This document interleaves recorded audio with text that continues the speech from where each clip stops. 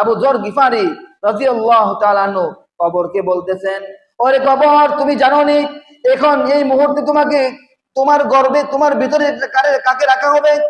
আবু যর গিফারি রাদিয়াল্লাহু তাআলা আনহু বলেন, ওরে কবর, এই মুহূর্তে তোমাকে এমন একজন রমণীকে রাখা হবে, তোমার ভিতরে এমন একজন নারীকে রাখা হবে যে সাইয়্যিদুল মুরসালিন, খাতামুন নবিয়্যিন, আকায়ে নামদার, তাজদারি মদিনা, হযরত নবী করিম সাল্লাল্লাহু আলাইহি ওয়াসাল্লামের কন্যা ফাতিমাকে রাখা হবে।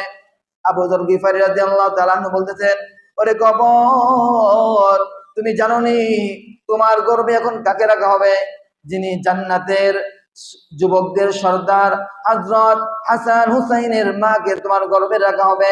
আবু যর গিফারি কবরকে বলতেছেন, ওরে কবর, তোমার গর্ভে এখন এমন একজন ব্যক্তিকে রাখা হবে যিনি জান্নাতের নবরমণীদের সর্দারনী, যিনি জান্নাতে যত মহিলা আসবে, যত মহিলারা থাকবে, যত রমণী থাকবে, প্রত্যেকটা রমণীর সর্দার হচ্ছে এই নারী হযরত ফাতেমা। এই ফাতেমাকে তোমার গর্ভে রাখা হবে। ওরে কবর, সাবধান, তুমি ফাতেমার সাথে এমন কোন আচরণ করিও না যে আচরণের কারণে ফাতেমার কষ্ট হয়। ওরে কবর, ফাতেমার সাথে তুমি কোনো বেয়াদবি করিও না। এবার কবরকে আল্লাহ তাআলা কাছে আবেদন করলেন, আল্লাহ আমার জবান খুলে দিন, আমি কথা বলি। আল্লাহ তাআলা কবরের জবান খুলে দিলেন। কবর আবার সরাসরি কবর বলতেছে, ও আবু যর, আমি আমার গর্ভে কাকে রাখা হয়? কে জান্নাতের সর্দারনী, তার কোনো পরিচয় আমার কাছে নাই। কে জান্নাতের যুবকদের মা, তার পরিচয় আমার কাছে নাই। কে নবীজির মেয়ে, তার পরিচয় আমার কাছে নাই। বংশের পরিচয় আমার কাছে নাই। আমার কাছে কোনো বংশ মর্যাদা নাই। আমার কাছে ওই মর্যাদায় আছে যার আমল আছে। ফাতেমার আমল যদি ভালো হয় তাহলে আমার কবর তার জন্য জান্নাত হয়ে যাবে, আর যদি ফাতেমার আমল যদি ভালো না হয় আমার কবর তার জন্য জাহান্নাম হয়ে যাবে। নাউজুবিল্লাহ। নবীজির মেয়ের বেলায় এই কথা, আমার আপনার কি অবস্থা হবে?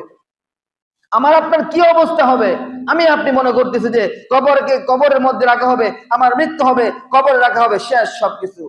কল্পনাও করছি না, আমার আপনার চিন্তার মধ্যে আসে না কবরে কি পরিমাণ আযাব, কবরে কি পরিমাণ আযাব। উট তার মালিকের জন্য নালিশ করে যেন মালিক নামাজ আদায় করে, যেন মালিকের কবরের মধ্যে আযাব না হয়। অন্যান্য প্রাণীরা কবরে আযাব শুনতে পায়, তাদের মধ্যে সেই বোধ আছে। আমি আপনি মুসলমান, আমার আপনার চিন্তার মধ্যে আসে না আমার যদি মৃত্যু হয়ে যায় আমার আপনার কি অবস্থা হবে, আমার মৃত্যুর যন্ত্রণা কি সহ্য করতে পারবো কিনা, আমার কবরের আযাব থেকে আমি বাঁচতে পারবো কিনা, চিন্তা চেতনা আমাদের মধ্যে নাই।